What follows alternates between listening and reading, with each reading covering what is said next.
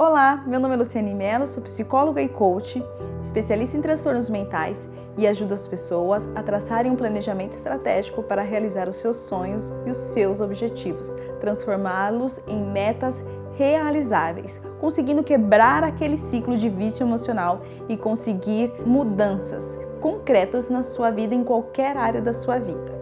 Eu vou falar agora sobre uma pergunta que me fizeram sobre mudanças para fora do país. Como eu sou estrangeira, moro em Portugal, sou brasileira e fiz essa mudança, já me fizeram essa pergunta e é uma pergunta específica. Eu elenquei aqui alguns pontos que eu acho importante você saber na hora de você fazer um planejamento estratégico para mudar de país. Algumas pessoas avaliam somente a área financeira, a área do trabalho e também as possibilidades de moradia, né? E de visto. Então elas olham somente isso. E o que acontece?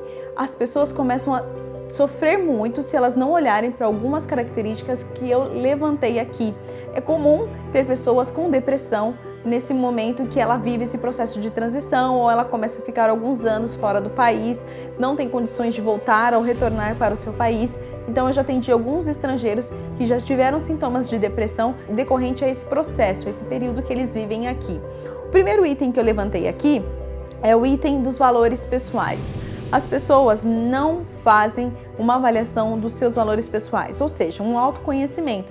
Quais são os meus valores pessoais? Principalmente quando se referem à família, porque é uma renúncia grande ou significativa que você tem que fazer, no caso se o fator família é muito importante para você. Então estar longe da família pode ser um fator que pese bastante ao longo do tempo e dos anos com essa escolha de fazer uma mudança para fora do país.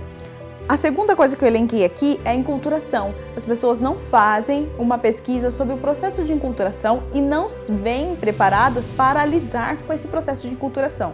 Então é muito comum as pessoas mudarem para um país e permanecerem na sua própria cultura, não fazer esse processo de enculturação, de transição. Então se adaptar à comida, aos costumes, aos hábitos, à forma de falar, lidar com esse processo, que a forma de tratar um problema ou um serviço ou uma comunicação muda, a forma de raciocínio muda. Então você tem que vir aberto a esse processo de enculturação e fazer uma pesquisa para ver se você consegue lidar com a cultura daquele país.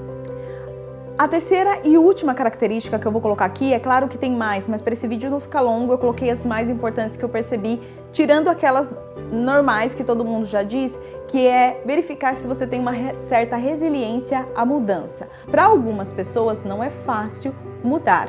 E não necessariamente quando você muda de país significa que você vai fazer um processo de transição onde você vai sair do seu país, vai chegar no outro e ali você vai ter uma estabilidade.